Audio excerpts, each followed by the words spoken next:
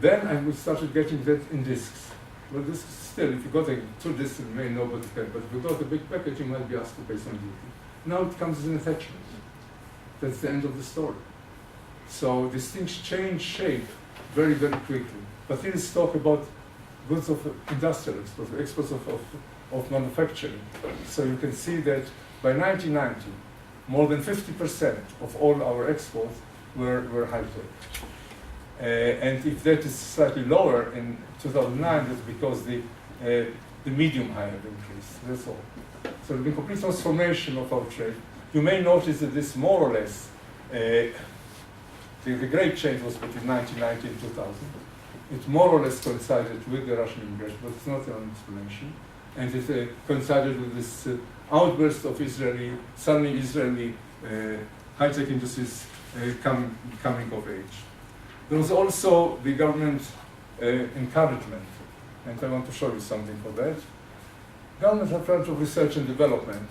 First of all, the government finances high-tech incubators for new ideas. You've got a brilliant new idea, you may go to the chief scientist of the Ministry of Industry and Trade, and they will give you some money to play with it.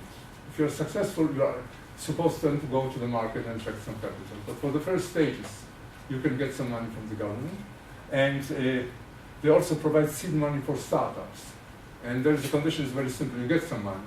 If the thing is unsuccessful, the government lost. If it is successful, they get a share of the profit, which I think is only fair, right? And that has been praised very much. I am not knowledgeable, but it's praised very much on specialists in the field of encouragement, investment, that it apparently worked wonders. So that's, at least the results seem to be nice. Now look at the following thing.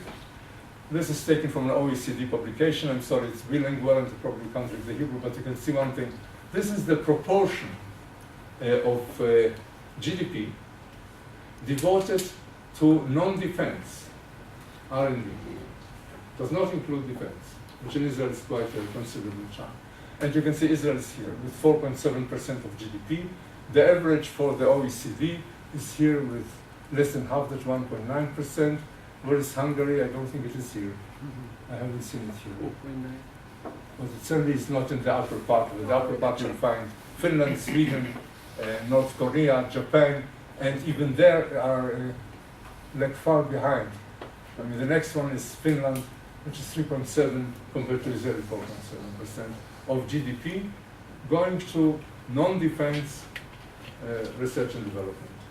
You may say, well, all right, it's a small country, so 4.7% isn't much money, so let's look at it in money terms. So this is dollars, corrected for the difference in prices. It's a purchasing parity way of counting. And then Israel comes, not the first one, Sweden comes before that, but very close, very close.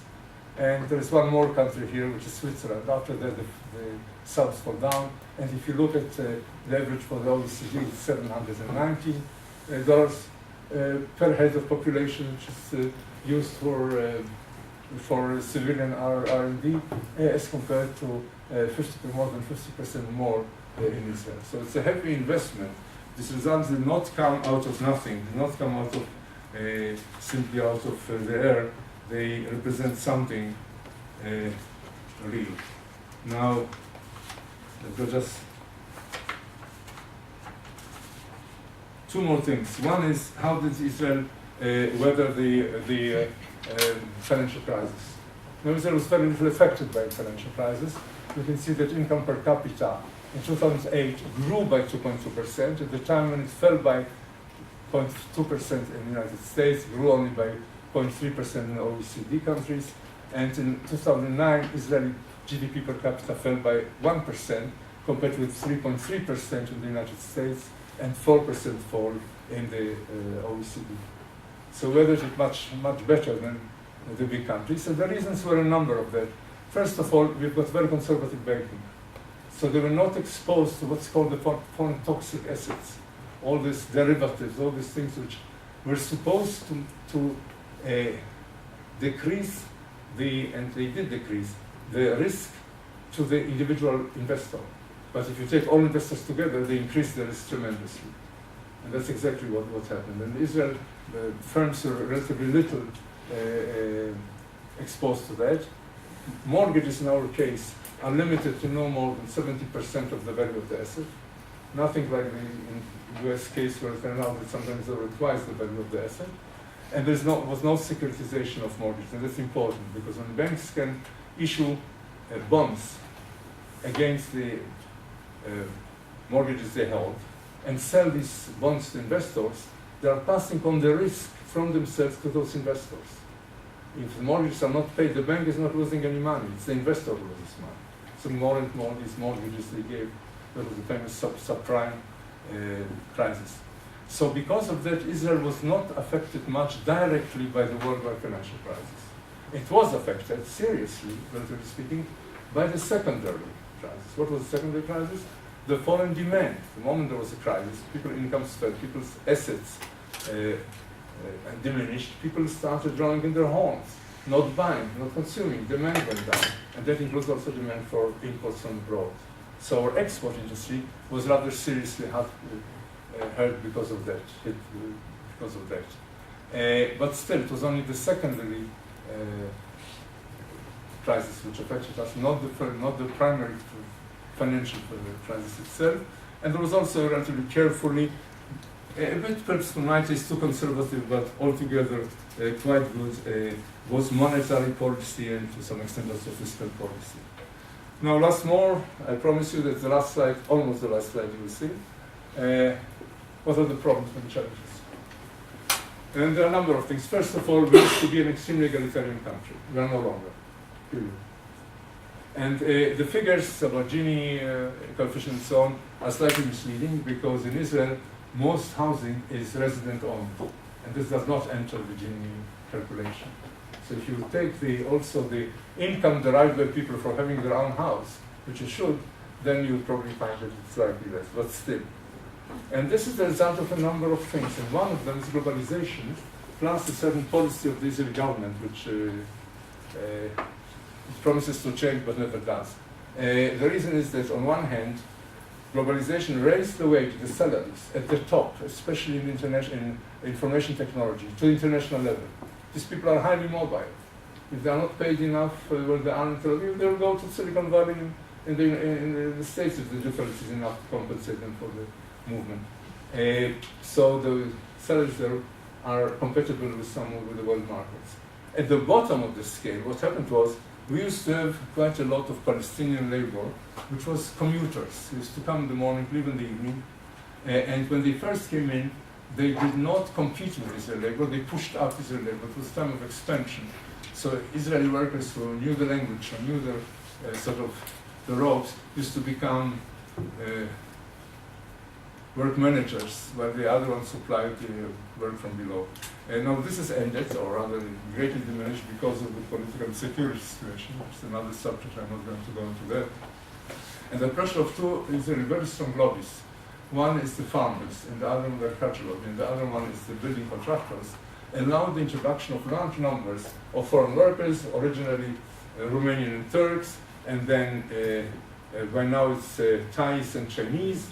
And these workers, from the point of view of the employer, are much of a better deal. First of all, they are cheap.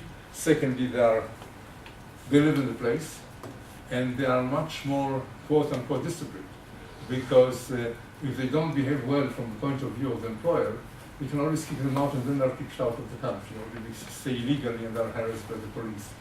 So the numbers of these are very, very large. The government each year promises to cut on them and kicks out some of them, but at the same time, there's new pressure from the farmers and new pressure from the building contractors, and they allow entry of some more. Now, this obviously draws the wages of the lowest unskilled labor to the level of the third world. So we've got on one hand, the globalization drags up the salaries at the top to those of the highly developed Western countries, and the other one throws them to the level of the third world. And this is a very serious problem. It's like the weather, a lot is being said about it, and nobody does something about it. Now, we've got the problem, we want to catch up with the most developed economies. Whether we can do it is a good question. We've got a problem, you see, even if our workers are as skilled and as productive as the workers in the most developed countries, we still won't have the same income per head. And the reason is, first of all, we've got a much younger population. So the proportion of children per earner is higher than it is, let's say, in Hungary. So even if the same income per person, it won't be the same income per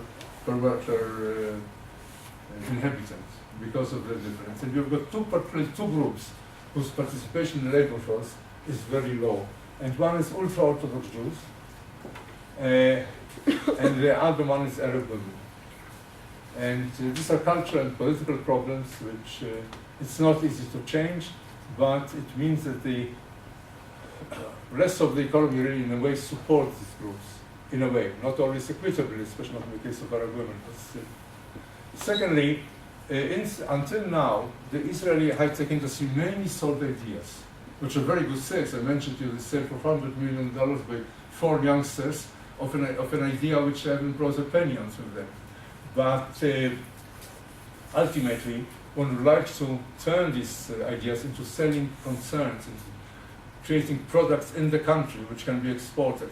Think of Nokia in Finland, that's a good example. And we don't have a Nokia. Finally, how do you maintain the research and development momentum? How do you raise educational standards? And how you reduce concentration? One of the results of the privatization campaign, which I mentioned earlier, was a tremendous increase in wealth concentration and in economic concentration, which means also, if you forget, even if you don't look at the social implications of that, that means also that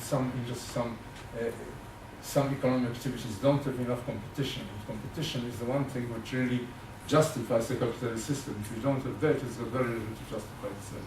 So these are the problems of Israel, not mentioning major problems like, for example, the Iranian possible nuclear development. But I'm not talking about that. So I think that I got to the end of it. Thank you very much.